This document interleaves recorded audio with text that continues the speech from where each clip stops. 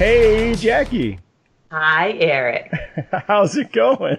Good. It's going good. How are things with you? I feel like there's other people here with us, are there? I know. We are not alone. There's like a Catwoman or something. You are a dad. That's a dad thing. Here's Catwoman, guys.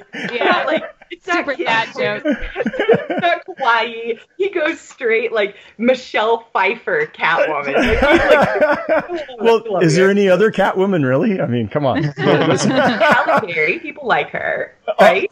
No, not even close. Not even close. Eric, all right, before we get completely off topic during the intro, just spilling it to you right away. I think this is the next hour and or so to come is what you guys are going to be dealing with listening to this. But we're really excited and happy to welcome Evan and Katelyn from Evan and Katelyn.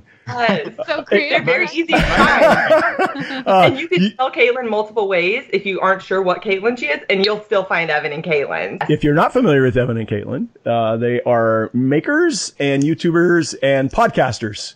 At least that's the three things I think they're doing right now, because they tend to creator extraordinaire. Oh, and streamers. That's right. So you guys are very diverse. Welcome to the podcast. Hi.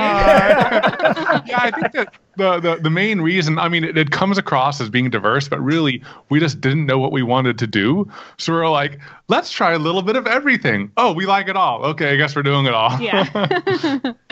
And for those of you that are unfamiliar with who Evan and Katelyn are, obviously in season 2 we promised a variety of guests. We wanted to introduce people that like maybe are a good blend in the communities. Like Cosplay hasn't figured them out yet, but obviously YouTube and everyone else has. So it's a nice mesh. And I also got to meet you guys at Maker Faire. So you're already thrown into like a world together, which is amazing. And Eric, where'd you meet them? They came to do a video with Bill and Brittany at Punished Props. I came down to visit because I'd already been a fan by then. We spent a day or so together. I got to watch them do all their stuff there, and great videos with Punished Props, by the way, if you haven't watched those. And also, while I'm at it, Punished Props is episode 11. So if you haven't listened to our episode with Punished Props, listen to Bill and Brittany. Yeah. Go from one couple to the next. But so we actually bought the Wonder Woman sword from you before we met you, right? Yeah, that was before we met. Yeah, well, before we met in person. Ooh, so yeah, that's cool. Yeah, so you guys, it's right there. It's right there. We like because it's so hard for us to like naturally recreate our excitement and our reactions. So we don't want to unbox it yet until we're actually filming the video, and it's taking us so long to get through the costume. That, like, I love that authenticity, though. That's nice. That's nice that you actually are. It's going to be a real reaction because you don't know. Yeah, well, we're just really bad at recreating it, especially Evan. I'm like, dang it, I wasn't filming. Can you do that again? And he's like, yay! Yay! I am not a good actor. I'm good at like being genuine, but I'm not good at acting. No, you're really bad. I guess it works for YouTube because YouTube likes that, you know? Yeah, I feel like the most successful are the hardcore characters or the absolutely most authentic. You know what I mean? It's like a full spectrum. In the middle, everybody just kind of like swims in the same water. But if you're really cool or really weird, that works for you. Or both. So one thing that's kind of surprised me in both communities, because I think that there's sort of like not really a purposeful divide, but you have the cosplay community, which is very maker oriented, and then you have more like the maker community with like you guys, and you know, I like to make stuff, and Jimmy DeResta, and Punished Props is kind of in between the two, and I just think that it's interesting that there's not a lot of crossover really, and that really surprises me. I guess maybe it speaks to the fact that the two communities just have so many people in them that you can't possibly know everybody. But I know with you guys, I mean, you've done a little bit of costuming though, right? Because you have the sword, you've done a couple videos of Wonder Woman. How's that going? Good. I mean, the video, the costume itself is going slowly, and like, I don't know why it's taking us so long. Maybe because it's like partly intimidating, and also like we try to have sponsors for all of our videos. And in the beginning, most of our sponsors were like based on a tool or material we were using. It's hard to find like a foam company that wants to sponsor you. You know what I mean? TNT Cosplay Supply. Evan and Katelyn are here. They would like a sponsorship. Yes, please. They're wonderful. You would love Tony. So she'll watch this. So hello, Tony. This is Evan and Katelyn. And they're in Texas. Yeah, they are in Texas, and I'm going to see them in March. They're really cool. They sponsored for me to do a con there, so you should definitely connect. They have a warehouse, and like they do crafting test stuff there, and like it's a fun place. Dude, that's so awesome. Cool. Where in Texas? Addison is where I'm going. So like they're outside of Dallas somewhere, so not that close, but you can fly, I guess. It's like an hour and a half or something. Yeah, I was like, if you're close to Houston, swing up by. I know. But I heard in one of the things I was watching that you're in Texas. I was like, oh my gosh. Or is the product thing with the octagonal Texas or something? Ornament, which I wanted to. I need a picture of that. I need to go through your feed and see like what the heck is this ornament they're talking about that's sold so well. Back in our feed. Beginning date. It's there. It's in there somewhere. But yeah, it's been super fun. Like I really like the process of making costumes, and like we had actually been to. I mean, we went to our first con. We've only been to one, I think. And it was like a local Houston one. But I like made my costume for that, and it was so much fun. So like I want to do it more. She was Nyan Cat. Yeah, I was Nyan Cat. So I made like a rainbow tutu and like a Pop-Tart corset and cat ears and a rainbow scarf and like star leggings with like the space and stars on it. I can't believe your first cosplay was a meme. Yeah. No, that's perfect. That's perfect. Meme costumes are amazing. I love meme costumes. You love Dragon Con. It's all meme costumes. Yeah, that's true. I want to go to Dragon Con. You gotta wear it to Dragon Con. People love that. Oh my gosh. But what's also even better is Katelyn's favorite time of the year by far is Halloween and dressing up and all of that. Like she like it's just like so much like a part of her. Yes. You know? So when we were on this like making journey and we like kind of started going down the cosplay rabbit hole, we really want to do more. It is just kind of hard with our schedule. I mean, going full time, it's so great to be able to do this full time, but at the same time, we're scheduling our videos 6 months out now, and we're trying to balance all of these different aspects of the business and setting ourselves up for that long-term path so that we can keep on doing this for the rest of our lives, and that entails a lot of shenanigans. Yeah, well, and it's like, you know, you might have an idea like, oh yeah, we like, for example, like we really want to go to Dragon Con. That means if we're going to do that, I really want to finish Wonder Woman or do some costume, you know? But then our videos are scheduled for until like mid-June. And so it's like, well, I guess I'll start in a few months. I'll extend my stay in Texas and we'll just crank it out in a weekend. How's that sound? All right. 3 weeks. You're ready, Katelyn. I'm coming. And we're just going to finish it. No, but I understand that, the planning. Yeah. It's really hard to make something and not film it now, you know, because that's our jam. And it's you know, in the end, we're making the physical product. That's one of the parts, but a bigger part is we're making the video, and the video itself is like a piece of art. I mean, that's Katelyn the end product, really. Works on for days at times, you know, and it's a really fun and surprising process too, to like take this raw material, which is audio and video, and smash them together with like editing and sound effects and overlays and all of that to create something that's completely different. So many times we've been in the middle of filming and we're looking at each other going, what are we doing? Yeah. And then you end up with something great. And I'm sure that it's the same with cosplay, you know? Yeah. We, you never know what you're doing. You just, and it can look so bad for so long. And then all of a sudden it's like, wow, who finished this? I didn't do this. There's this hill you climb, right? And you think you're doing so great, and then you realize you fell back, like, you know, way back down to the bottom. And then you feel like, oh, this is trash. I'm never going to finish this. I'm going to look like an idiot. Why do I even try? And then you just kind of soldier on forward and hope you can get to the end. And I think it seems to me like a lot of creative is that way, whether I'm making costumes, making videos, maybe other than podcasting, because it's just easy because all you got to do is talk, you know. Don't tell them it's easy. Stop it. Don't tell them it's easy. Podcasting is very difficult. Very difficult. I walked out of my shop. I had to makeshift a thing here. I had to carry this chair through that French door. It was hard. Don't let them try you. Okay.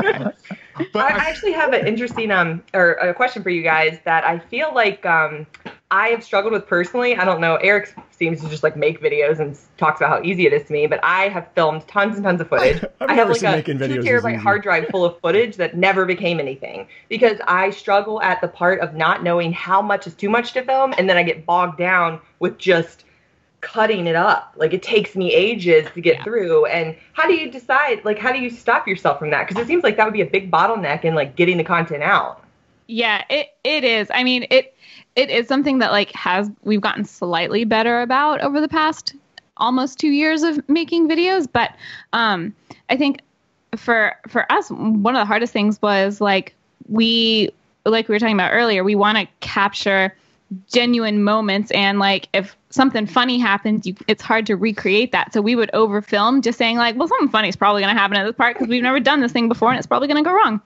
And so we would just kind of film everything, and I wouldn't touch the edit until everything was filmed, and then I would try to decipher through everything. But like while I was filming, it was just constant capturing of video.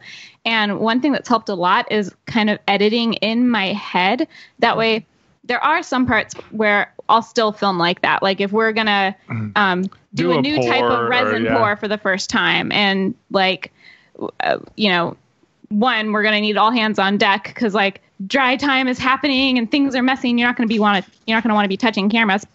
But also, funny stuff might happen. I'll just leave the cameras running. But then other times I'll kind of keep a running edit in my head of like, okay, we just had, a montage of like some cool, pretty shots. We should probably do a talking scene next. So we'll like purposely film a talking scene, or it'll be like, we spent a lot of time on the past part. Let's just like time lapse through the next thing. So we'll actually, instead of just recording all the footage and then later on me fast forwarding it, but maybe getting distracted because maybe I want to rewatch it because maybe something funny did happen, we'll just put the camera in time lapse mode and just get the time lapse, and then it's already like decided for us.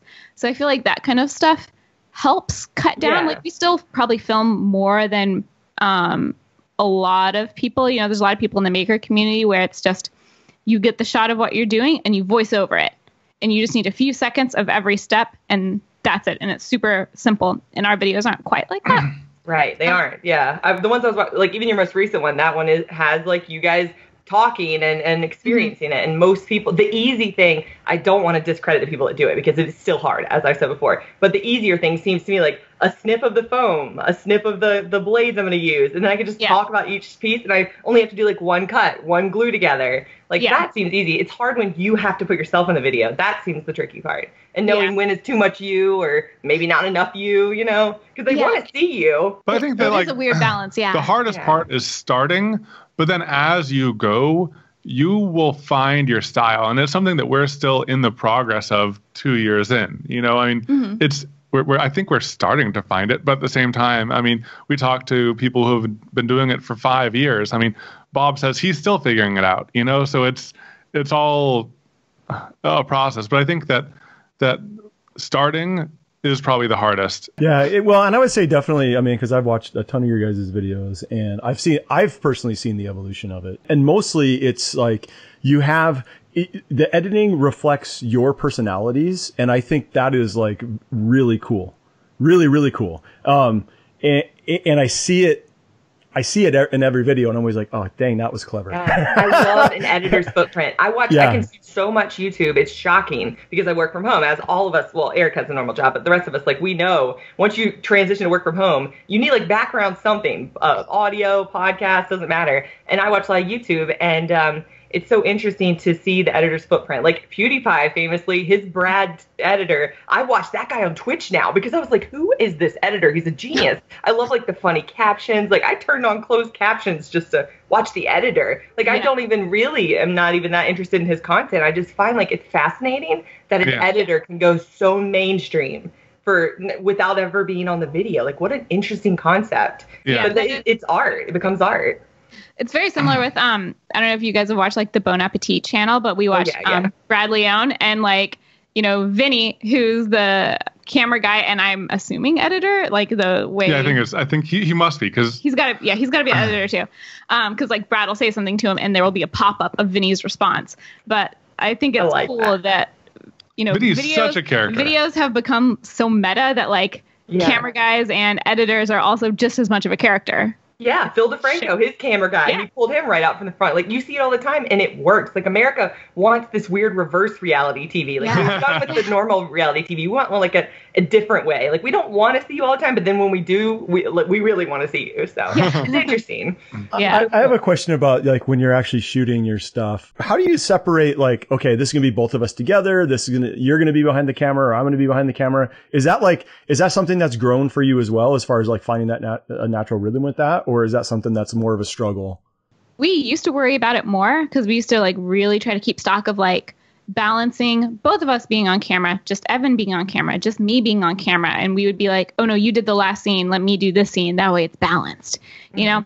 And I think that was maybe before we realized that the person behind the camera is just as much a part of it as the person just in like front even of if the it's camera. just like you're nodding or you're speaking or you just like turn the Or you put camera your hand away in front, slowly. you're gesturing and talking with that person that is in front of the camera. And then recently we just don't worry about it too much. Yeah, these days we just don't worry about it too much because of that. So like more often than not, I'm the one holding the camera.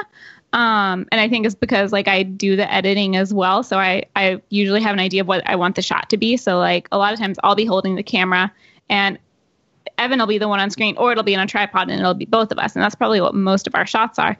But I feel like unless you're thinking about it, you probably don't notice it very much because I'm still talking with Evan. I'm still gesturing. I'm still like, if he makes a bad joke, like I'll like look away with the camera. I love that stuff. You That's the best stuff. Definitely. So it's like, Definitely. we just don't worry about it so much anymore. And those kind of organic videos are the best. That like Threadbanger and Simply No Logical, their partners do the same kind of thing. And those are my favorite styles. Yeah, so I love that. I'm like, yes, more of it. It just feels real. It really does. It doesn't feel like produced. It feels, I mean, the quality is amazing. It's produced, but it feels somehow like relatable, which is great about it. So basically, to shorten it up, you're the director and Evan is the pretty face. Is that what we're getting at? Okay.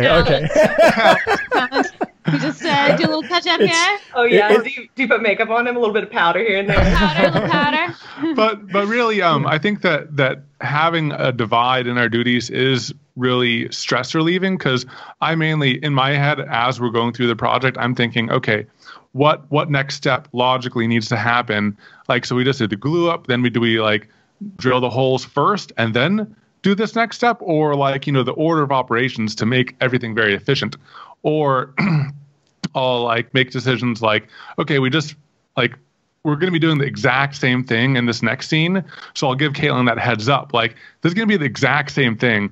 It's not going to be too visually different. This might be a good time to montage. So having like that division of responsibilities where Katelyn is responsible for like getting all the shots we need to tell the story. And then I just make sure that we're staying on track for the build, and just knowing what the other person has, like,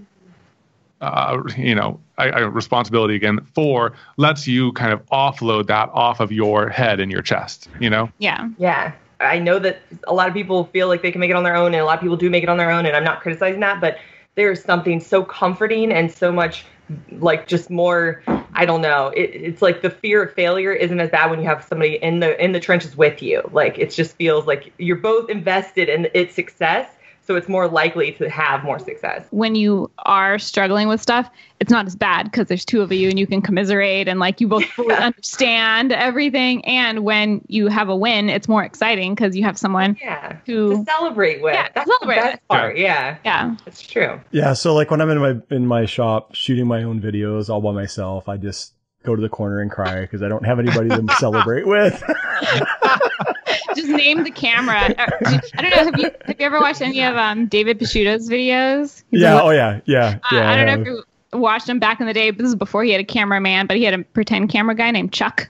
Oh, did he really? Yeah, I've only recently started watching him in the past year or so. But, there's funny. There's some funny things like like Chuck forgot to film that scene and stuff like that. And then eventually Chuck went to prison and he got or you can just start live streaming all of your video builds on Twitch. So then you have like some people there keeping you company. Like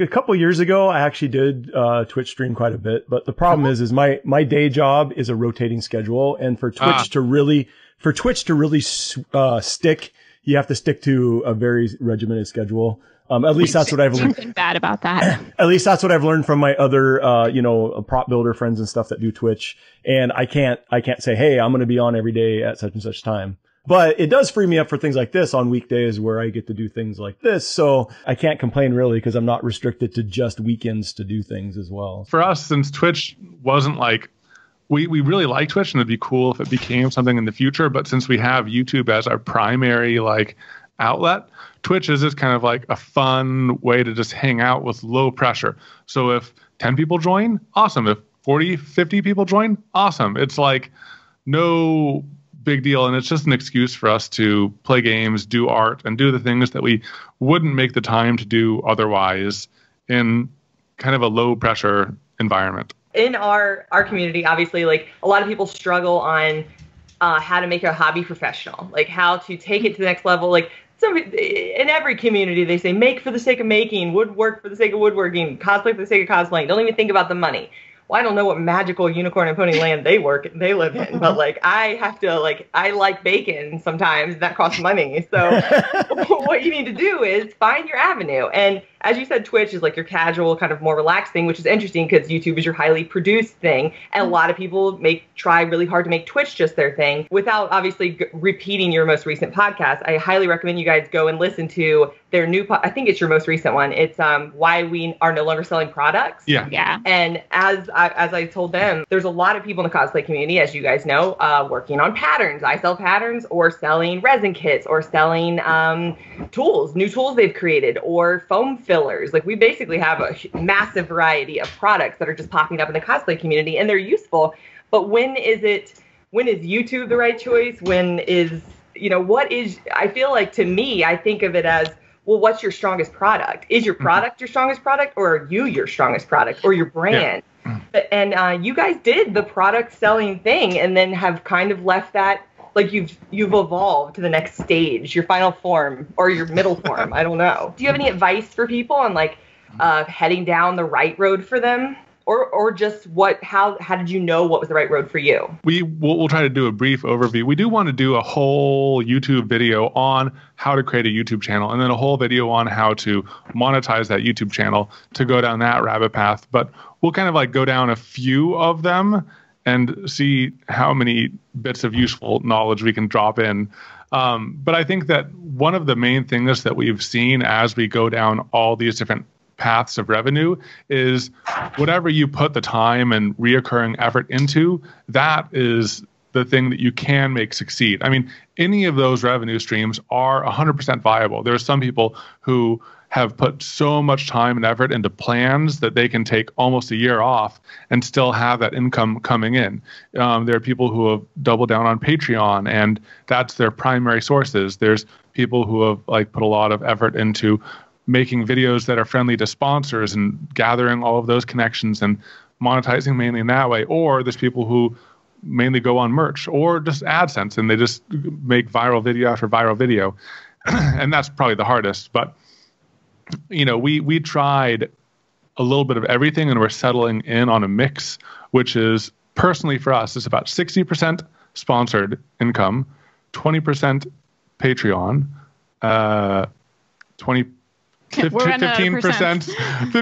AdSense, and maybe 5% merch or something. Is that all? That's so insightful. I really appreciate you sharing that breakdown. That's actually really interesting to hear someone break it down like that. I myself didn't realize how powerful the sponsorship, keeping that as an integral part of your videos. And your sponsorships aren't annoying or cheesy.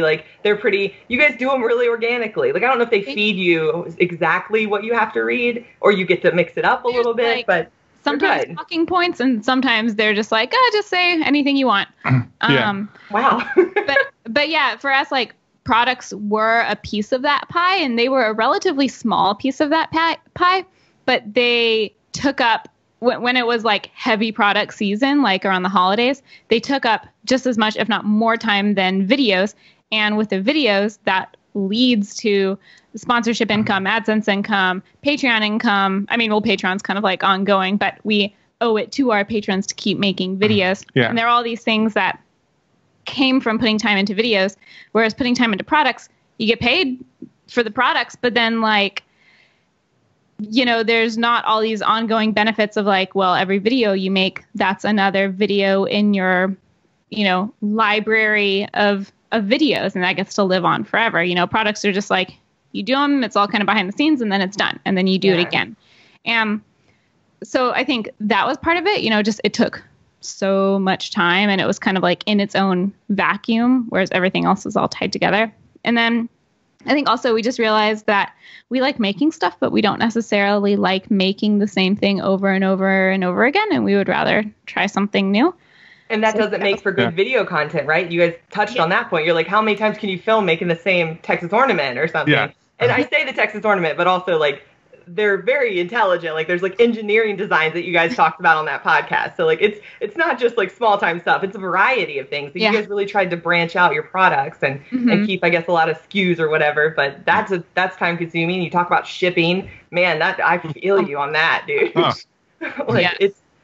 So it was a small part in that. So you essentially like you sold that asset off or downsized that part of your business. Yeah. Like you realized like it just didn't fit the other pieces because it was like factory work sort of.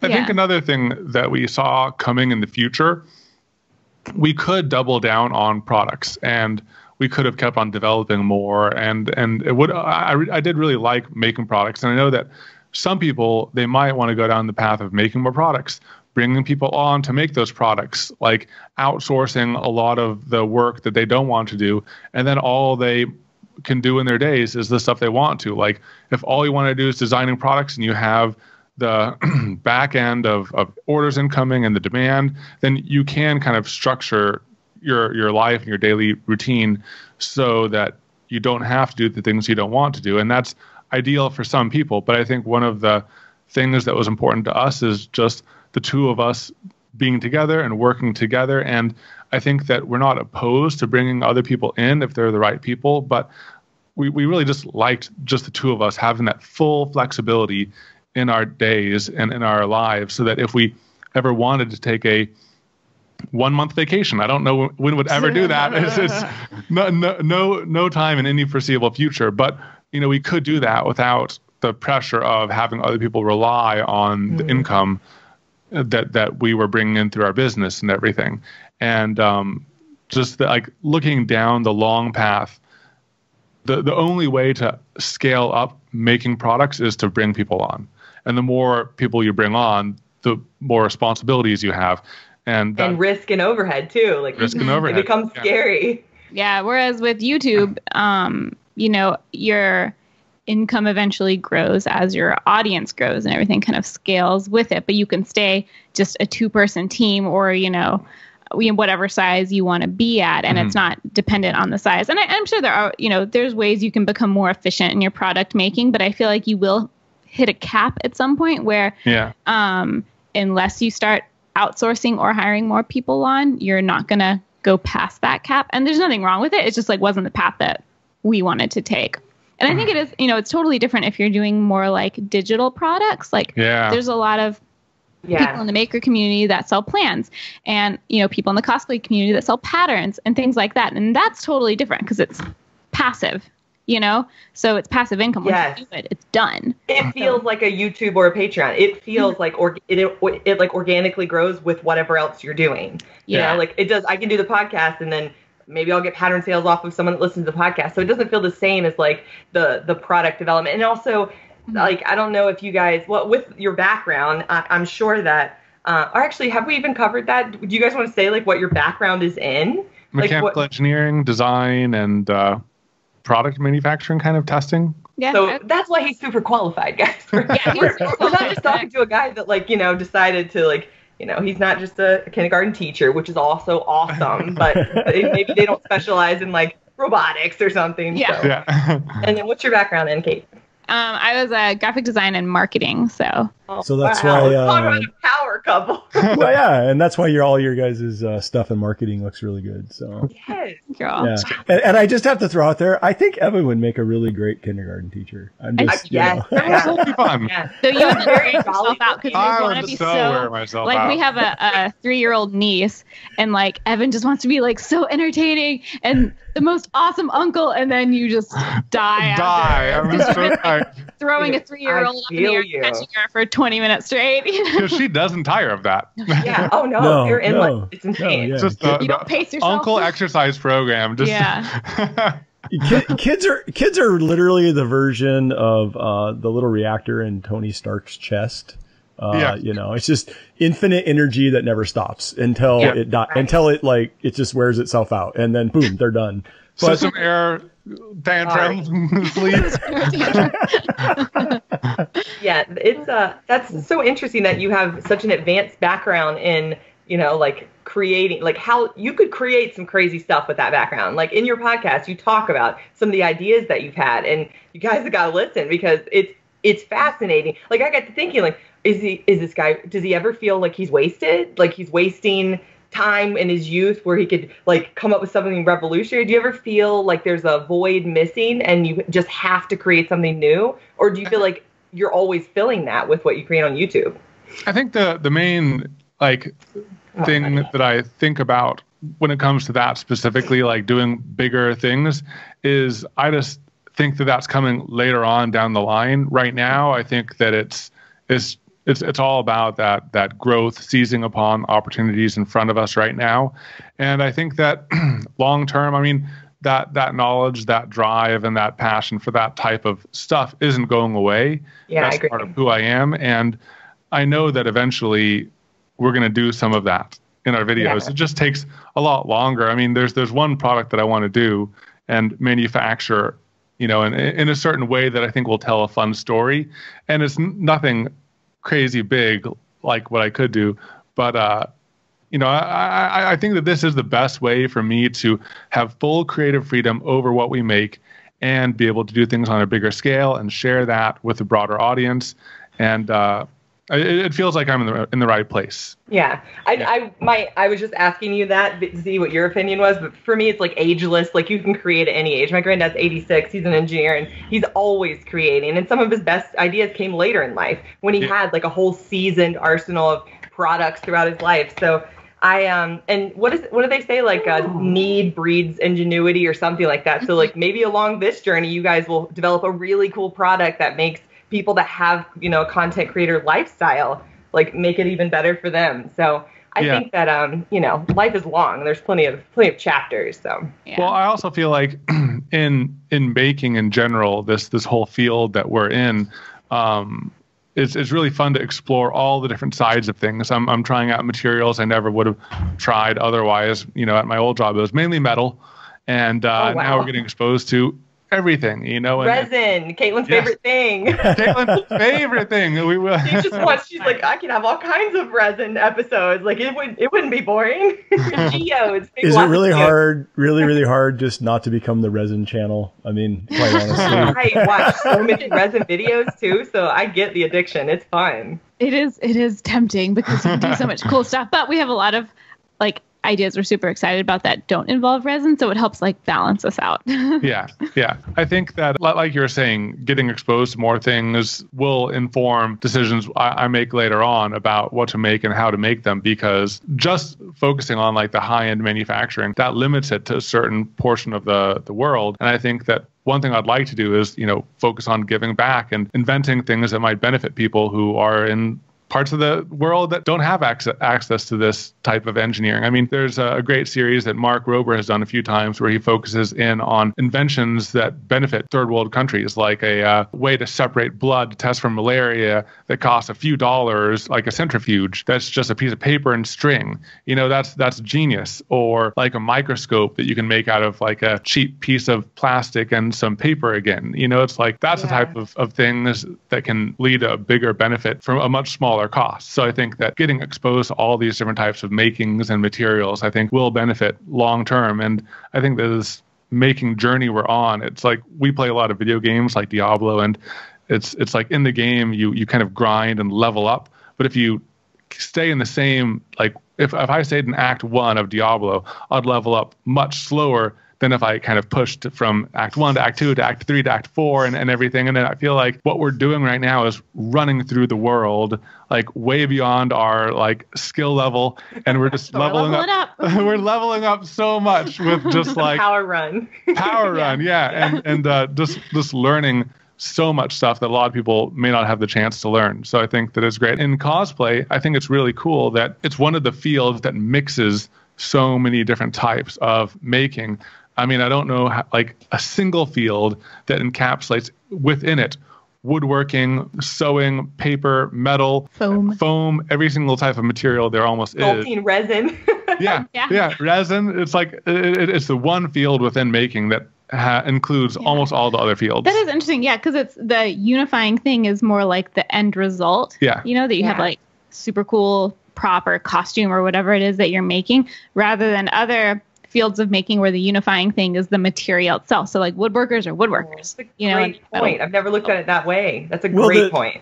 The thing that's interesting about costuming especially is you spend all your time making certain materials look like other materials, right? You don't generally, it's sort of like fake making in a way. You're making and working your butt off making stuff, but the end result is never, hey, this is my foam costume. It's, hey, doesn't this look like real metal? And there's some people we have, like Edgar, he competed with me on Cosplay Melee. He makes everything out of metal. It was the first time my hands had ever touched a sheet of metal and cut it and used an anvil. But I never would have had that opportunity without cosplay. Like, I'm not going to meet a metal worker like that. And it was fascinating. And leather, we have two friends that make incredible full leather costumes. So you're right. Like, it really is. It's unified by our love for, like, what we're creating. And even Bob, like, it's so funny how the maker side, like, it's cosplayers, I've always considered myself a maker. I think we all consider ourselves makers, but like makers don't consider themselves cosplayers because they're not always making costumes. But occasionally a maker, like a big name, ends up doing some cosplay stuff. And like, that's the best thing for our community, because it almost, there's a weird stigma around cosplay, or at least there was like 10 years ago. It's slowly like getting a little bit more, or a lot more mainstream, and seeing like traditional makers do cosplay, like Bob Claggett and stuff. Like, it's I don't know, it's just it's like a nice like aha moment. Like, finally everyone is like coming together when we all should have been part of the same community from the beginning. So it's interesting. Like, costume designers, you would consider costume designers makers, like the people who work on the actual movies. And Eric and I and you guys, I'm sure, know people in the cosplay community that definitely make stuff just as cool as the stuff in the movies. So it's an interesting merge of, like, it's just an interesting label, but the label doesn't really mean anything. Like, we're all kind of makers, but that does spark a lot of debate.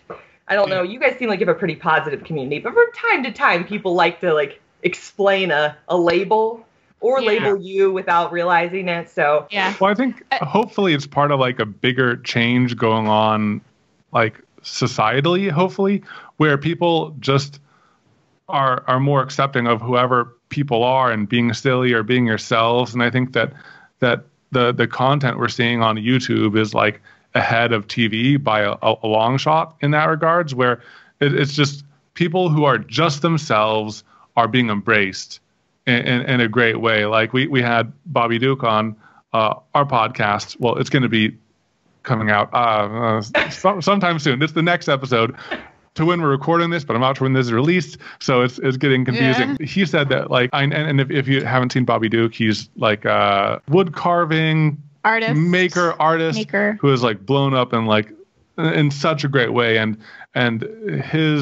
he attributes his success and blowing up from just like starting to not care what other people thought or thought about him, just embracing his true self and just having fun with it.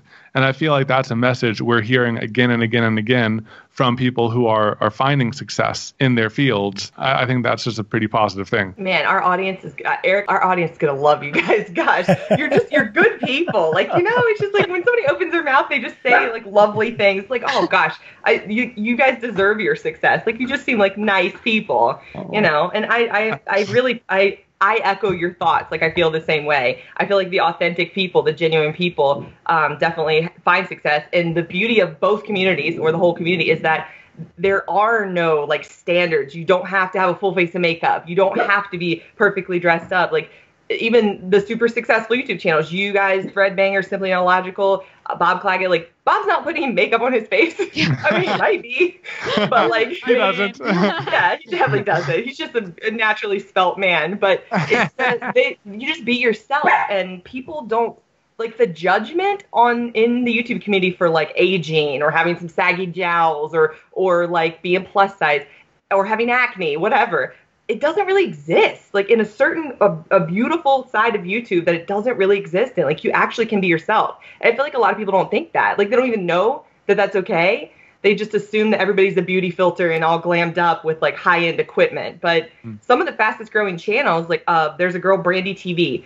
In 6 months ago, she had 30,000 subscribers. You click on her right now, she's over 2 million. And her videos are not even 1080, guys, but I can't get enough of her. She was recommended because she did a Grinch makeup tutorial where she glued a bunch of stuff to her face, and then I was hooked.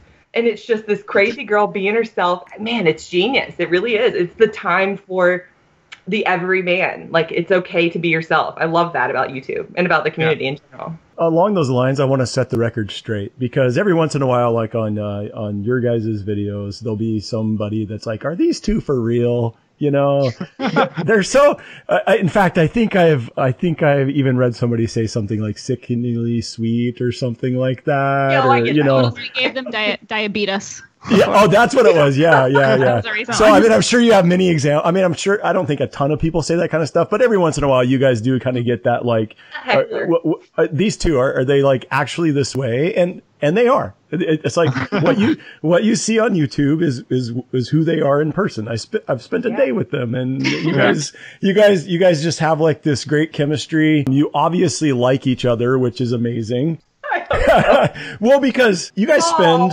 There you go. Gosh, see, you guys are great. Evan just kissed Katelyn on the cheek for those that are not watching this on YouTube.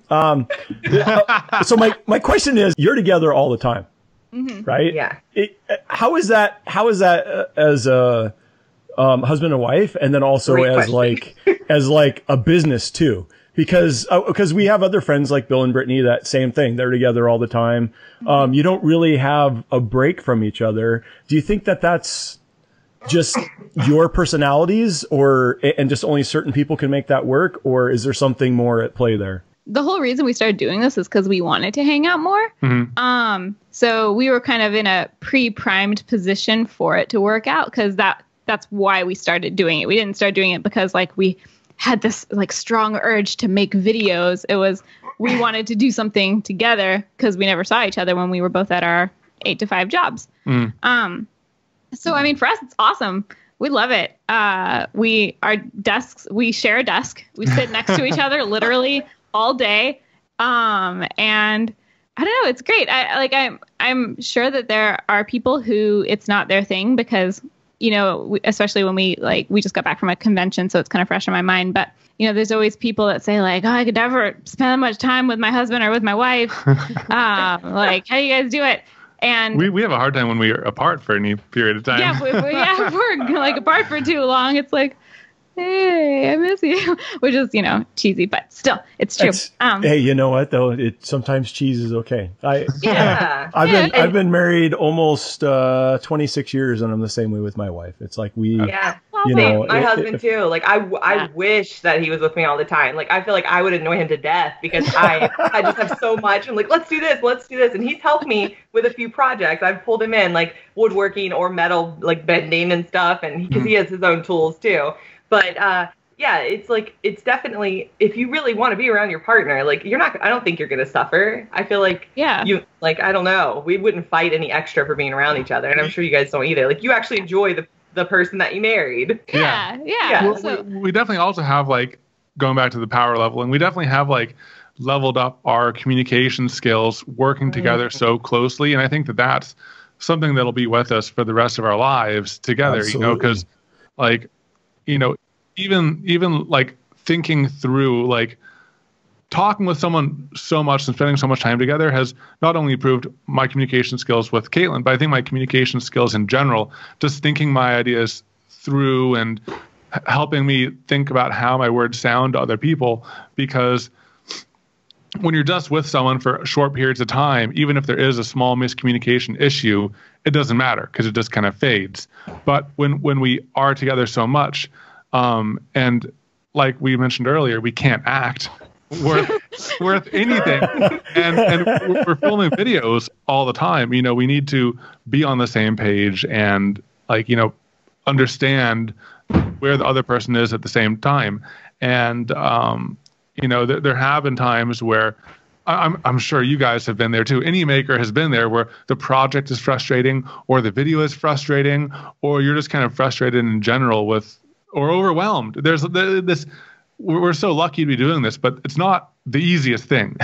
No, There are some trials and tribulations involved, and going through that together really does help you push through, or like address those issues head on. Like if we're ever upset, we notice it, we communicate it, and we're like, okay, what got us upset, and why are we upset? And then we look at what that potential miscommunication could have been, and then we're like, before we go out there, let's have a little meeting to make sure we're on the same page. Or when I bring up this, or the best way to give feedback or criticism, because we are trying to make a good product. So, oftentimes I'll do a design and Katelyn and I will discuss it and go through a lot of iterations before we get to someplace good. And it's a critique. It's a critique of things that you've sometimes spent hours on, and same with the edit. So it's like knowing how to communicate those things it's just pretty good. And I think that maybe what people are saying, like if I spent that much time with my significant other, I might, go crazy or something, but maybe it's just maybe that just give you more opportunities to work on your communication skills. Yeah. I don't know. I'd like to look at it in that positive light. Yeah. But that's I agree all, with that. Yeah. Yeah, it's all very good advice too. Yeah. What's your family think of you guys? You're YouTubers, right? So are they like, is that a real job? I have this clip. It was about a year and a half ago, before we had gone full time or anything. But we were thinking about the podcast because we've been wanting to do a podcast for over a year, a long time. And we recorded some test episodes here and there. And one of the tests that I recorded is just on my phone, so it's bad audio quality, no video. I asked my mom to explain how we make money, and it's hilarious. The best. It's she half knows, but not really. Yeah, I love that. That's such a funny idea. That's amazing. Yeah, we should officially have her on. Yeah, we should have. Oh yeah, that needs to. I'd love to hear that. That needs to be a thing. And one of my explains how YouTube works. Yeah. Yeah. I feel like now they're both of our parents understand it more, and it's less of an unknown thing because we've been doing it for a while, and we've been full time since last fall or late summer, whenever it was. Has it been a year yet since full time for you guys? Not quite. I think it was late summer when we technically were full time, but it was such a phased thing, it's so gradual. But we are coming up on our 2 years since our first video towards the end of next March 24th, I believe. And we're so close to 200K. Yeah, I was gonna say I've been wanting to work that in there. I noticed that you guys are right on the verge of 200K. Right there. Close. If you guys like them, you got to go support them. Yeah, everybody go. I feel like you'll feel bad about yourself if you don't go support them now, because dang, they're so nice. So close. Go watch those guys. You'll definitely. We wouldn't put somebody on here that we fully didn't believe in their content, and they have good content. It's exactly what people want to watch in our communities. You produce good content, so you will not be disappointed. We try to make it fun and drop in useful bits of knowledge for people, even if they didn't think that they needed that bit of information. Yeah, well, I think also we try to make it enjoyable, even if you have no interest in ever doing a project what we're doing. That's what we're kind of one of our goals is when we get comments that are I'm never going to do this, but this video is awesome. I'm yes, that's we did so cool. Yeah. So, I feel that way. I watch your stuff, and I don't know. Some of it just seems like I would make a mess, and I would never get anything that looked good out of it. So it's fine to watch someone else actually have success with it. It's oh wow, they can do it. That's cool. I can't, but it's fun to watch the process. We failed quite spectacularly too. Ourselves, so. That concrete and resin mixing project was And you share your fails. Like, you don't hide from the fails. I really like that. Not all channels in the maker community show fails like that. Like, talk through their fails. And again, that's part of that kind of being genuine, being, this is us. This is good or bad, you know. Is there any video, that you were surprised, like, you're surprised how well it did? Like one that you were like, this will be okay. And then that one's just like, woo, just runaway success? Or we've had some of each. We've had some that we thought would do well that didn't. Okay. And we had some that thought would be okay that really did well. I'm pulling it up right now because I have a horrible memory. I think one of the ones, and I'm pretty sure it's still like our number 2 video, or maybe it's still our number 2 video, is like drywall. How to patch drywall. It was the second video we ever filmed because oh my goodness, we got to fix up our garage if we're going to start doing YouTube. So our garage was in terrible shape. So we were fixing drywall and painting it and stuff. So, but back then we were trying to do slightly more instructional things. And so we filmed a video about it, and it's our number 2 video. Yep. It's like, dang, it just keeps going. Well, I think one interesting story to tell around unexpected performance is our propane cannon. When we first launched that, we put so much time and effort and thought and design and engineering and filming and editing into it. Just a lot of hours and heart into that video. And when we launched it, nothing. Wow. But we knew that it had promise. So when we were discussing collaboration ideas with the guys over at Modern Rogue, I'm not sure if you guys have watched some of their stuff. Oh, they yeah. did Yep. some shenanigans with Bill and stuff. We did another pneumatic cannon with them, and we brought along our propane cannon, and we referenced that in that video. And I think that kicked the video off again. That was enough to get the right. Yeah. To find the right viewers. And, you had to find the right audience that wanted to see that content. Yeah. And then we got those 5,000 more views from that collaboration, and that kicked it off from 20 to 25. Now it's at 188K, nice. And it's performing well again. And I think it's just like YouTube didn't know that it was a good video, you know? I hope that happens with our Mario Kart. Oh, our Mario Kart! I was just about to bring that up. No! Like one of our recent videos is we made these little Mario Kart robots. So we did these robot kits, and we 3D printed these custom basically looks like helmets and like a butt bumper to attach razor blades to the helmets. We cosplayed our robots. We attached razor blades to the helmets and then balloons to their butts, and we gave them little costumes because mine had a beard and yours looked like Bender. Yep. And we battled them, and it was so much fun. It's like the most fun I've had actually filming a video since the propane cannon, and it tanked. It tanked. Oh, no. So I'm like, okay, 1 year later, come on, Mario Kart. we got to give it that and reach that different audience, you know? Yeah. But it's super unpredictable, you know? I mean, we did a whole episode where we kind of guessed somewhat at algorithms because no one knows. Everyone has guesses. But I think Wait. According to you are the algorithm. Yeah. You listened to it. And, I did. and I think that going on that theory, it's like that video we made was for us, but it wasn't perfectly targeted to the audience that we've built up. So that audience didn't give it a good score. So YouTube thinks that it's a bad video. Yeah, so then it gets downvoted inside the internals of YouTube. That algorithm. Is his name Al? That's what I want to know. Is it Al the algorithm?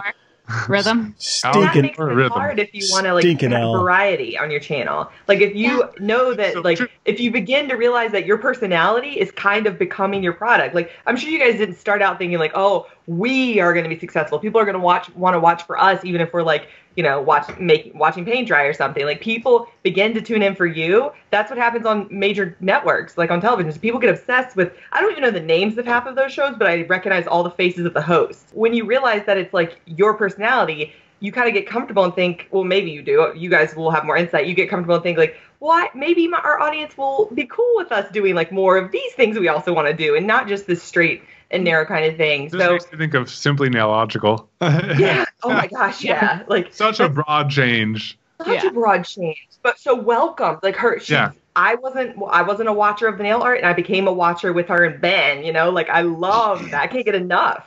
And I love variety channels.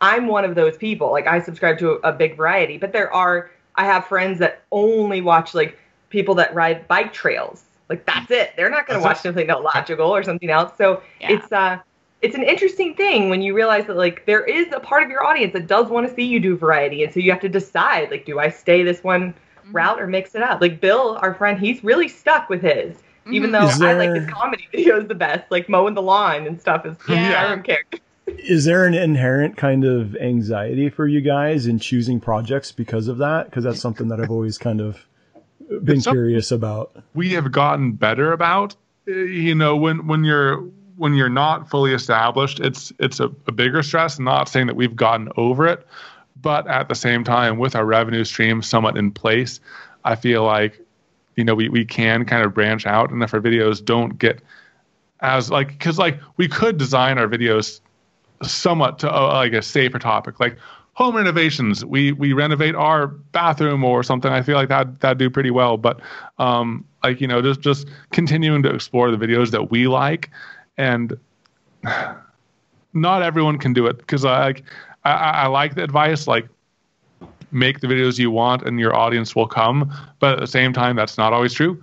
And you got to be real about that. But I feel like, or at least like strike a balance between what your audience expects and what you want to do, and then transition, which is that's kind of like what we're trying to do. And it's been kind of like, well, we knew from the beginning that we wanted to do a variety of projects. So from the get-go, we did a little bit of everything project-wise, and we're like, yes, our audience now expects us to do a variety of different types of making, and we can do that. But the thing that I think maybe didn't plan for quite as much, like we kind of had it in the back of our minds, but we didn't know how far we would take it, would be the balance of like being educational content versus being entertainment. And we started out like very much on the educational with like, but not doses just educational, it was instructional stuff. Like instructional. Yeah. And we would still like, I mean, just doing projects together, we're going to end up making jokes and, you know, doing dumb stuff. So we would still include that, but the purpose of the video would be more instructional. And we've gradually got more and more towards just like having fun and filming it. And like Evan was saying earlier, like we still want to throw in useful tips. We still want to kind of show what we're doing. So if someone is interested in that project, they can pick up some stuff along the way. And that's been the harder transition to make, which is why like when there's something like the Mario Kart robots, where a lot more of it is just kind of like fluffy making, like adding the costumes and like battling the robots we made, and you know, the things that our audience might consider like more actual making, like designing 3D printed parts and that kind of stuff, is a shorter part of the video. I think that's why that one specifically maybe didn't do as well, because it went a little far on the like, we're just going to have fun scale of our side of things. And so that's been like the harder balance to strike, is between having enough useful information in there that the part of our audience that like is watching, you know, for useful information is cool with it. But having enough like fun entertainment stuff that the part of the audience that like just wants to watch us make stuff and don't care what we're making is having fun too. And I think ultimately we would like to keep, you know, on the path of being, we would like to have more of the audience that just wants to watch us do anything, because then like that makes it super flexible for us, and we can just be like, hey, let's make some Mario Kart robots. Or hey, let's renovate a house. Yeah, or let's renovate an entire house, and we whatever, can do that, you know?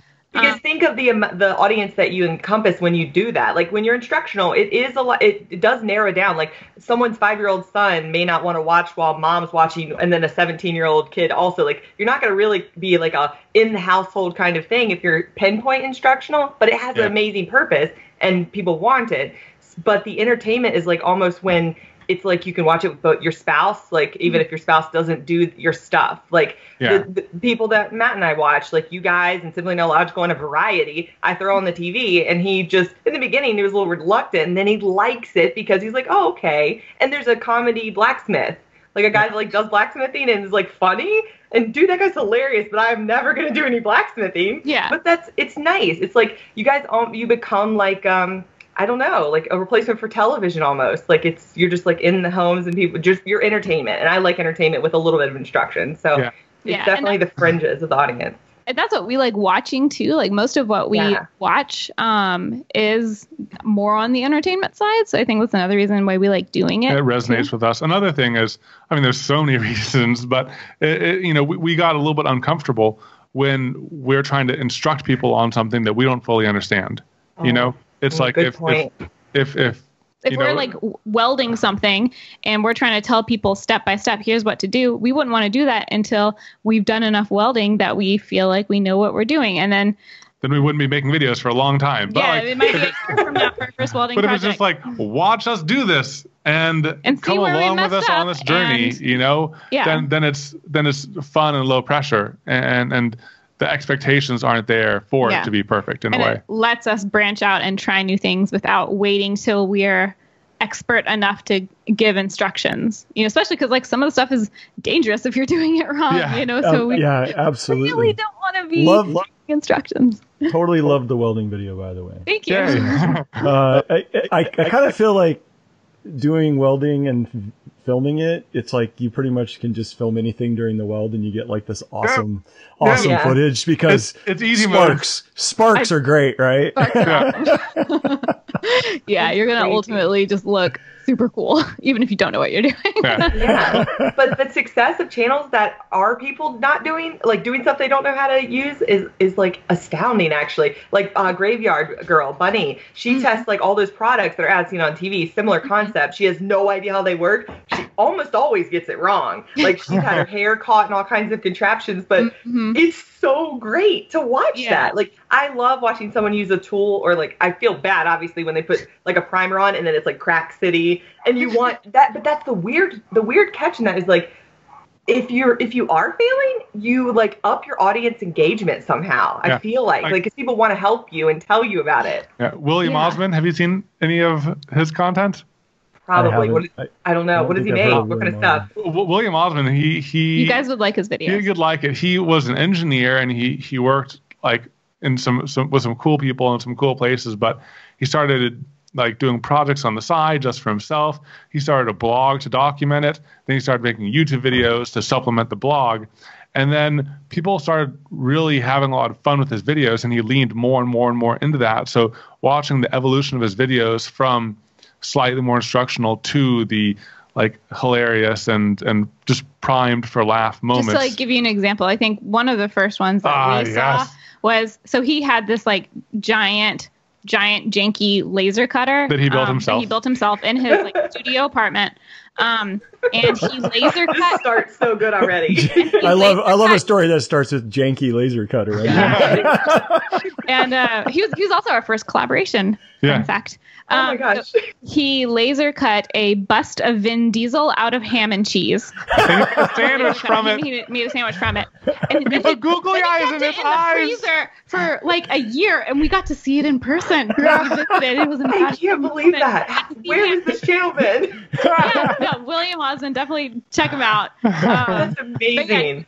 He's someone that just like far leaned into, like, if it works, cool. If it doesn't work, that is equally cool because it's gonna be a like hilarious video no matter what. And he got there by looking at the data. When he looked at his audience retention, he saw drops when he went too far into the technical stuff, and he saw spikes when it was failures or funny moments and stuff. So he looked at that and optimized his videos for what his audience was engaging with. And sometimes, comments and feedback that you're getting verbally can be misleading because maybe there's a silent majority or vocal minority and all of that, but the data doesn't really lie in a way. You can see what people watch and see when people skip. So That's brilliant advice for all platforms, though. People really should pay more attention to not just the loudest, like the vocal minority. That's all over the internet. Like you're right about that. It actually is valuable to sit back and like maybe watch trends over 6 months if you're like a content creator. Like really pay attention to your audience. I think that's valuable advice that a lot of people aren't really thinking of. And a reason why is because a lot of people see a trend and just think, let me just hop on the trend really fast and like maybe I can just get successful that way. And you guys don't, well, I don't know. There's a lot of videos that I haven't watched yet, but I don't see you like jumping on the trend of like, oh, if you can drink a bottle of scope, or like, you know, whatever this weird challenges are. You didn't see our Tide Pod video? Yeah, oh, that. But well, you couldn't have missed a 10-foot fidget spinner we made, right? Oh, yeah, the fidget spinner. That's I mean, no, you can come up with a version of the I trend kind like of want to that. see That's a 10-foot fine, fidget spinner, though. Dustin Penner made like He made a giant one, like yeah. a 3-foot one out of wood with wooden ball bearings and It was everything impressive. from scratch. Wow, Yeah. that's seems crazy. so cool. dangerous. Like, it just flies apart. Oh my gosh. It was pretty crazy. He made it on a CNC and everything. It was pretty great. But you know, I think that there's two things preventing us from doing that. One, we're scheduling 6 months out now, so We'd be really behind every trend. we'd be really far behind every trend. And also it's like we go after the things that really excite us. So, you know, if we see something, and whether it's trending or not, if it really just like gets in our heads, we're going to do it, whether it makes sense or not. I don't know. Yeah. More than just jumping on the trend for the sake of a trend. Yeah. I'm trying to think. I will say, so we did one video, and I was kind of worried about posting this because it was more of like an art video. But we did an acrylic pour video. Oh yeah. Yeah, I saw that. We did it. With the fan? Do what? With the fan? Is that? Or no, the first one? The first one. first one, The yeah. first The one. first Okay, Yeah. yeah. Where we just straight up did it on like canvases and pieces of wood. And we had seen the Jenna Marbles video where she did it. And then we saw the Threadbanger one, and we were like, and we had known about acrylic pours because Evan's mom had been doing them for like a year. So we didn't think they were anything trending, and who knows, we still might have been like super behind the trend. But it was like, we've been wanting to try this for a while because your mom has been talking about how fun it is. And like two channels we like just did it. Like, maybe we'll try. So like, we had like a day before we went out of town because it was around the holidays. And so we were just like, okay, let's just do it, because we were excited about doing it anyway. We tried it, and like, you know, it did fine. It did better than we expected because we thought it would just tank because it wasn't really like a maker video. It was more art, and it did great, but it wasn't like, you know, it didn't like go crazy and catch the trend wave. Not that was like the goal. It was just kind of the thing that like kicked us into trying it. I can't really think of any other videos where we tried to. That was a good, like, you wanted to do the trend, so it was a good way to like test your audience on, can you do flexible trend things like that, but only the ones that you are passionate about, want to do. Yeah, so it's like, you're not betraying your audience. You're like, hey, I also like this and want to do it. Is it chill if I do it here? Like, you guys gonna watch? And that's a good way to test, is by doing something that's like not an arbitrary off the wall trend, you know, like, I don't Like know if you've ever done Evan's makeup, but like, maybe that's not something you're going to do on the channel. You know? Katelyn does really want me to do her makeup one day. Just because I want you to. I love those videos. Not sure if it has a place in her channel yet, No. but maybe one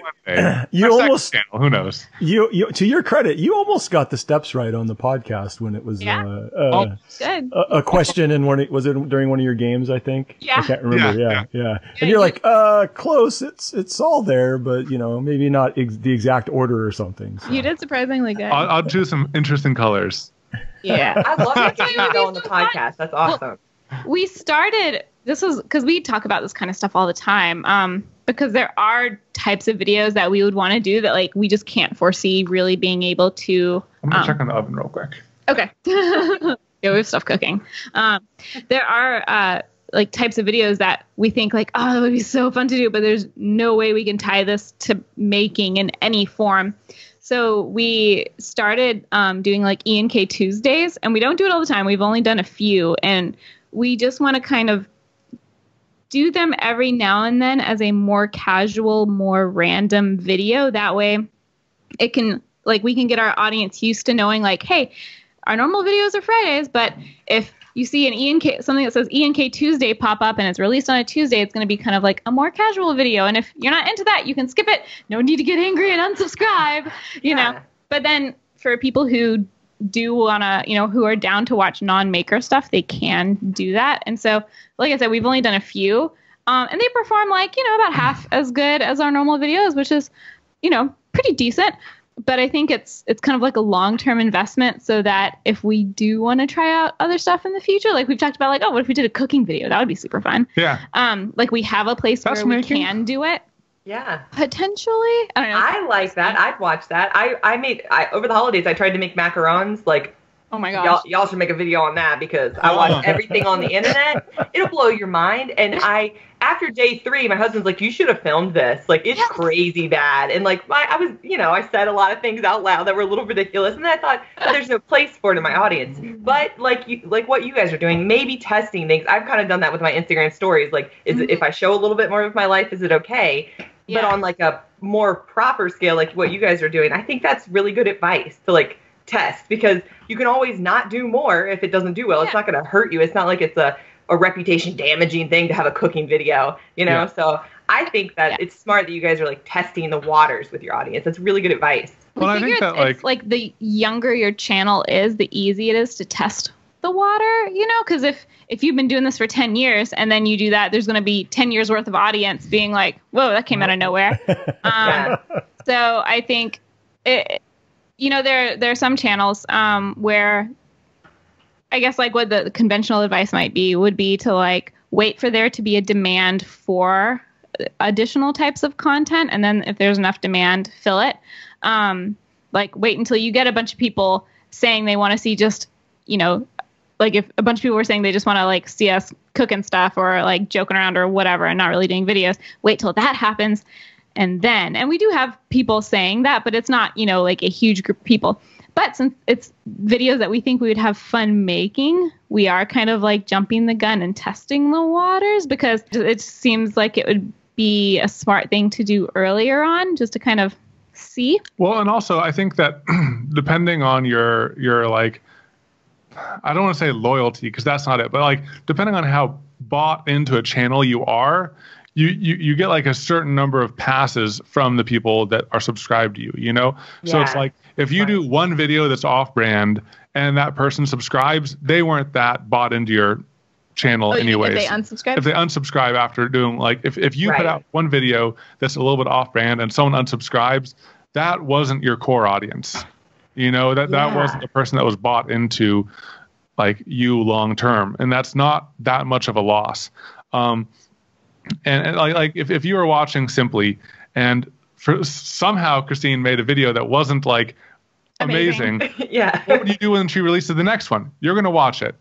Yes. So it's like, I just like, it's rare that someone like me unsubscribes. Like I unsubscribed from this girl Gabby, only because I never was watching, but it's rare. Like I have been subscribed to accounts for so long that once you invest, you're right. Like that's, and you bringing that up is a great point in that I just watched a CBS documentary because, mainstream TV is just crazy disconnected, but they were talking about like a foodie channel, like this girl that had like only 18,000 subscribers, but she had like a massively concentrated following.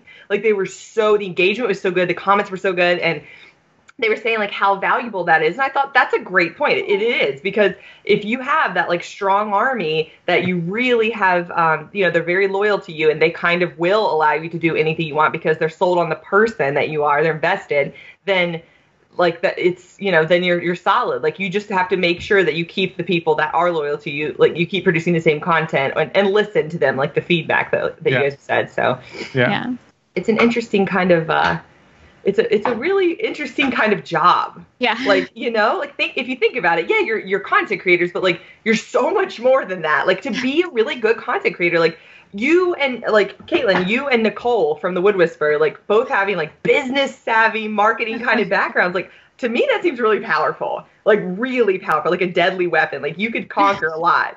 And I feel like a lot of us can do with really good advice. Like I've asked friends that are in business development and stuff before, like, is this a good idea? Should I go exclusive with a brand? And most people will tell you don't do things like that. But as a new person, a brand deal comes and you want to jump right on it because you're like, oh my gosh, this is exciting. But we've talked on the podcast before. Eric and I have been approached by different random things. I had a battery-powered back massager. A company reached out to me to promote, and I thought, like, no way is my audience they're gonna be like, Jackie's been hacked. Right now. And so, like, with your background and your expertise, do you think that's helped you guys be able, like, you talk to each other, obviously. Do you think that's helped you guys pick your brands, like pick who are your sponsors? I think it's helped in a lot of the yeah, like a lot of the business stuff surrounding sponsors and things like that. Even things like a question we get asked a lot is how to reach out to sponsors. And it's something that we just didn't even really like think about. I mean, we thought about it, but it wasn't really a challenge for us. We just kind of figured it out and started reaching out super early on. And then I realized that it's something that like kind of can paralyze people because they just don't know how to do it. And I think, we both spent a decent amount of time in the corporate world before doing this. I was in the marketing department, and Evan was at a small company. So you were also kind of the marketing department and like, IT and like a lot of things. You wore a lot of hats. So we both had some experience in that. Yeah, and I think that one thing that was interesting is the experience that we've had on both sides of what we're trying to do, because we are kind of, in a way, our own audience that we're trying to create for, so it's not that hard to judge your own content through your own eyes and just be honest with yourself. Is this good or not? And then also from the other side, both of us have been at businesses where we have to look at like profit versus return, like how smart is this investment and what value can we return as like their advertising partners to make a long-term like partnership worthwhile, and how to make these deals beneficial to everyone. So it's like, in a way, we are all three sides of the triangle that we're a part of.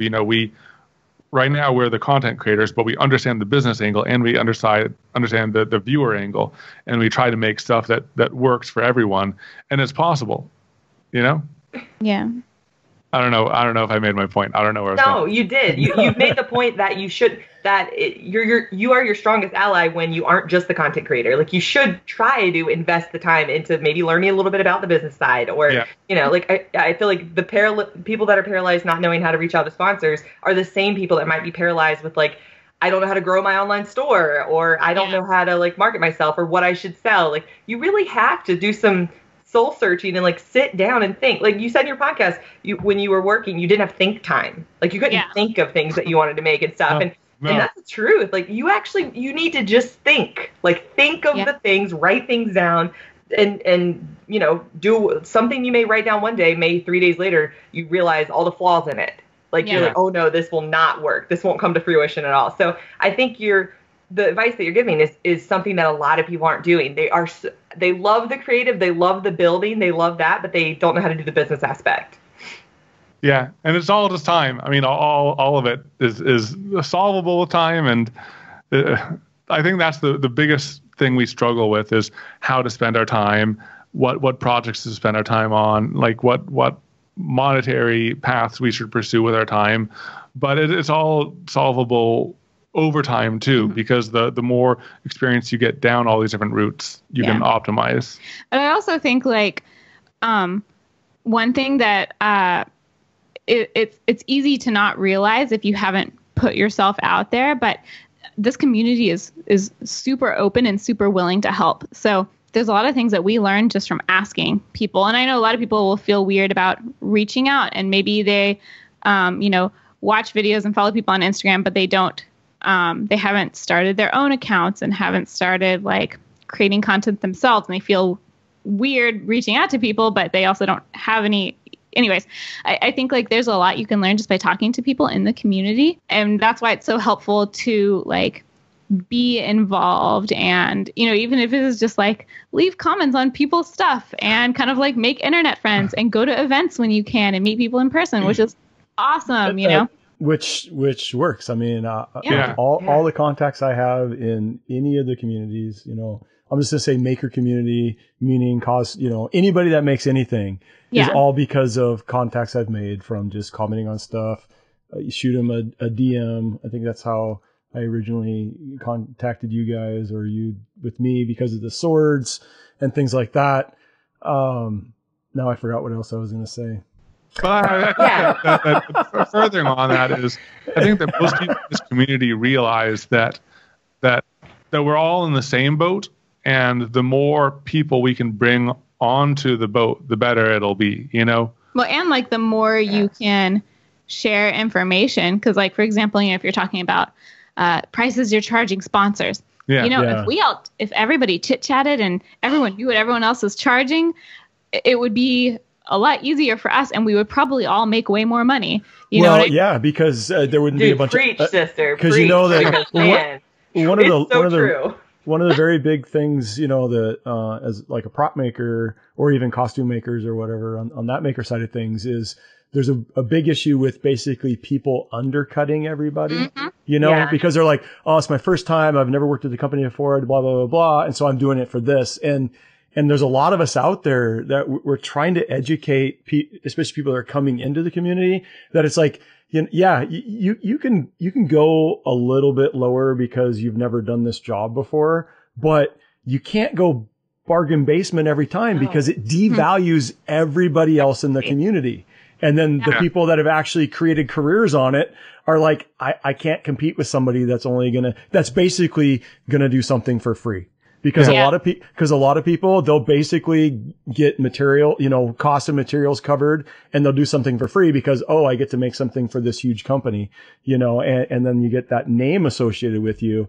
But that's something that it's been really hard in, especially the prop community, to kind of educate people. It's like, we know you don't think you're worth a certain amount, but you really are. And the rest of us are too. And don't devalue the rest of it. Yeah. Yeah. And they're scared not necessarily of, like, we've talked about this many times in the podcast, but the thing that's so crazy is the costume designer, like costume community, the actual like professional one, they've had jobs for years. All of a sudden this cosplay community pops up and we're hungry, we're thirsty. I have cold called brands all over. I'm like, I like this game company. I reached out to Tryon Worlds because I was playing Rift. I was like, yo, you guys want me to make you a costume? Because I'll come to PAX and make a costume. Like, I was hungry and I just went out for it. A lot of advice from Bill. And the thing is, it's this fear of, you know you can do a good job, but it's this fear of like, oh no, they'll say no. They'll say, no, I don't want it too much. Sorry. They won't give you a chance to negotiate. So people go low because they want it so badly and they don't want the opportunity to have it lost. So that causes like the whole market crash. And the thing that no one has they haven't wrapped around their head yet is, we're not making a fan. We're not making these earbuds where it can go to a competitor factory for cheaper. You're making it something that's organic and is really hard to reproduce in a factory. Like scale mail and like authentic things that cost Weta and other workshops exist for a reason because they can't be produced in a factory. They're not going to fit the person. So our market is ironclad. We're not going anywhere. So we should value ourselves properly and you know, take care of each other because it's there are tons of jobs for everyone. It's definitely become a big problem with and I honestly attribute a lot of the resentment, like we talked about the costume industry and how a lot of them don't look favorably on cosplayers. Cosplayers, y'all know I love you. We're a family here, but we kind of did a little bit of that to ourselves because some of the industry people are like, oh my gosh, this cosplayer stole this job for $3,400 when I bid $8,000, and now no one on our team's getting the job because this cosplayer's going to do it for $3,400. And it's building resentment within the community, and that happens on every level. That's not just costuming, that's everyone. But isolating yourself like that and not like working as part of the greater good team can be bad. Volpin Props famously has done a great job actually keeping the prices high because he does not come down and he turns down jobs and he's set a good precedent. So I think that it's eventually like coming together and getting better where people are trying to like value themselves. But guest appearances, that's a thing that's been tricky because we have another side of cosplay that's more like the hosting or like modeling side. So our community's like kind of mixed up because people are like, well, wait, they're getting $4,000 for appearance, but like, shouldn't I get that too? And it's like, well, that's another thing. Like, are you a model? Do you want a model? Like, I don't know, because maybe that's a different pay scale. So it's like apples and oranges. Apples and oranges. You have to compare yourself to people that do things similar to you. Like, don't compare yourself to everyone that's in your community. That's just like mental suicide. So well, I think another thing that's still developing behind all of these scenes is at these companies are just, it seems like they're just now realizing the power of social media and organic marketing and all of that. And it's like, all very young still. It's so new. And you know, in the past, the people making the decisions about budget and marketing and how to spend the dollars didn't even know about this. And you know, it's like they might spend all this money on like a professional video company to make a piece of content that gets 500 views on their YouTube channel, on their corporate webpage. We see that so much. We see it so much, and again and again and again, where the actual power is in another place, and you can get so much more of a return if you spend that money in other ways. And I think that that's just now coming about, and I think that that's a big opportunity for people if everyone gets on the same page and knows their value. So it's like same as what you were saying, but also on the advertising side. Yeah, like with sponsorships. I like advertising more than influencing. Yeah, same here. Same here. That's what we're doing. We're advertising. I don't know. Influencing's kind of become a little bit of a dirty word in a way for some because of all the different facets and all the different personalities and all this crazy stuff. So before we start wrapping up, because we're kind of getting around that time, we talked quite a bit about, the type of stuff, the divergent amount of stuff that you guys do on YouTube, anywhere from welding to resin pours, and everything in between. What can people, that are new to finding you, what can they expect from your podcast as opposed to what you're doing on YouTube? The podcast is very different, I think, from YouTube. The YouTube videos, we're doing a project, and anything that comes up in conversation is usually like tied to something we're doing with the project or trying to figure out, or something goes wrong with the project or whatever it was. So in the podcast, we try not to like talk about the projects themselves too much. It's kind of more like some of the conversations we've been having today. We talk a lot about like behind the scenes stuff. What it's like making all those videos, and our thoughts on the algorithm, and the future of YouTube, the future of TV, and just a lot of speculations that we have around everything that we do. Yeah, like this industry and this, just this like life of trying to figure out how to be a content creator and all the stuff that goes around it. And then we play like games for the other half of the podcast. Like half of it is like talking about stuff, and then the other half is like an excuse for us to play. Or we're going to start doing story time soon. Yeah, we told the story of how we almost died the other day. We're going to tell stories of just like fun moments. It's just a good place to hang out, I think. Yeah, but it's casual. So you also told the story of how you guys met, because I think a lot of people were very naturally curious about that because they watch your YouTube and listen to the podcast. They're like, hey, how did these two get together? Which I found to be a very endearing story. Which podcast is that on? So we know which one to point them to. Is it number 5, maybe? It's titled How We Met. I think it's titled How We Met. There you go. The titles are very informative, though. Good job on that. Yeah. I like how Evan was just like searching for it, and he just typed into Google, he typed YouTube How We Met, and I was like, that's not gonna find it. Yeah, number 5. It's number 5. I was right, it was number 5. That was there you go. Good search terming.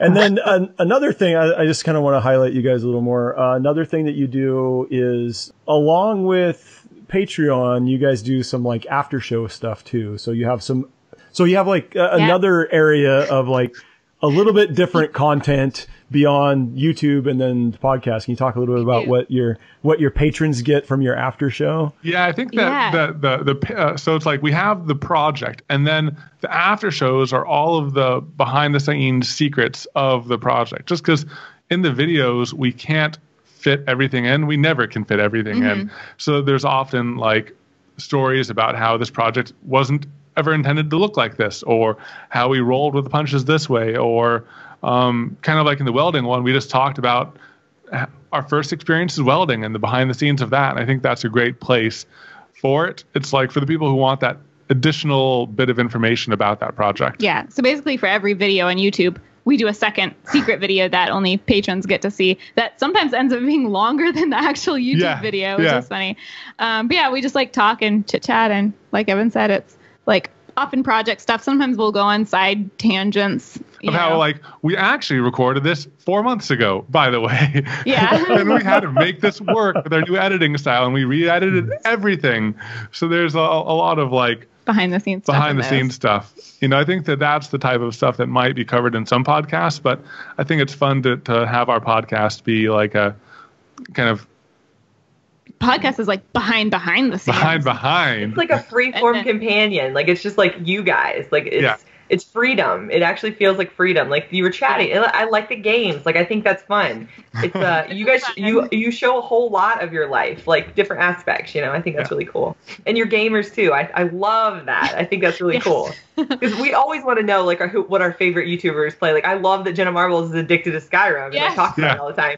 So like that you like Diablo. Now you're the guy on YouTube I watch that also loves Diablo. Like I think it's fun. It just bridges even more communities together. Like I think that's interesting. It's really cool that you guys share all that. And we were inspired by Jenna and Julian to start streaming games on Twitch because there are, you know, maker channels that stream. You know, Bill and Britt stream. Evil Ted streams. Yeah, Evil Ted. Yeah. Yep. There are people that do it, but it's mostly streaming project-based stuff. And we've done that a few times. But, you know, if you're not set up to do it consistently, it's such a pain to get everything set up and make sure Wi-Fi in the garage is good. And so we just weren't doing it enough. So we were like, you know what? Like, Jenna and Julian stream games, and they're not gaming channels. Why can't we stream games? We just started streaming games, just basically to have an excuse to play games again, because we hadn't really played them for like since we started the channel, basically. Or even when we get Wi-Fi in the garage, we probably won't just be doing our main projects. We'll be doing like painting, because we are both painters, and we don't have a place we don't have an excuse to do that in our normal lives. So We'll make stream it, and then we'll make it. Yeah. It's like that now it's relevant. And we'll probably, once we get better Wi-Fi in the garage, still do some like project stuff too. But it is fun, like mixing in those other things, you know, that maybe in the beginning we never saw a place for.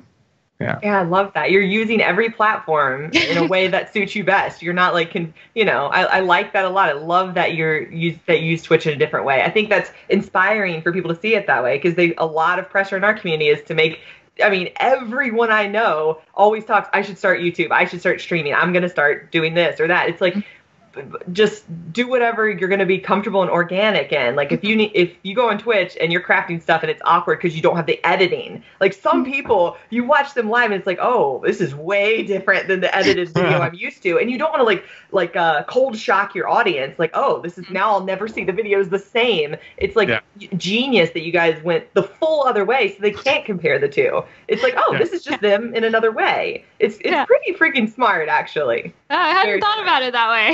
Yeah, it's great. It's very smart. It's why very smart. Oh my god. So Jackie, do you have any other final questions? I got through my whole list of questions, so I'm good to go. Do you have anything else that? No, I always have tons of questions, but maybe that'll be something we'll have you guys on in the future again, and we'll ask some questions. Definitely would love to have you back.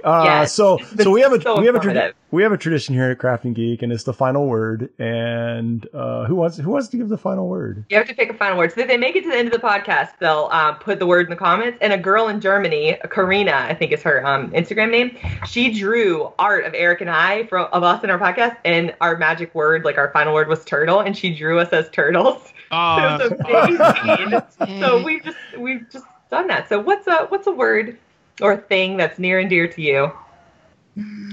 Oh my gosh. What's your spirit animal? No. Did you say Haagen-Dazs? No, he said podcast. How about? How about? Can it be a made-up word? Anything you want. I kind of thought cats. Oh, podcasts. Podcasts. They're gonna like that. Many people said, I can't believe you didn't name your podcast Podcasts, right? Yeah. We might switch it in the background subtly in a few. Because in case you haven't noticed, I don't know, Evan, I know Katelyn is a huge cat fan. Are you? I've turned Evan into a huge cat fan. My wife forced it upon him. My wife has done this. She is leading the charge.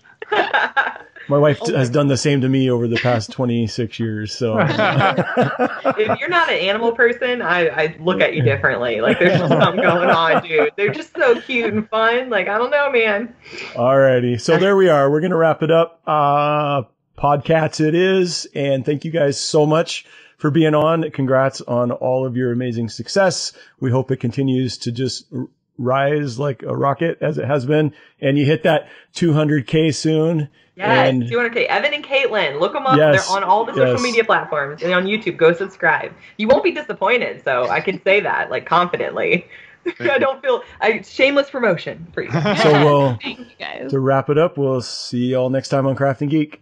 Bye guys. Bye. Bye.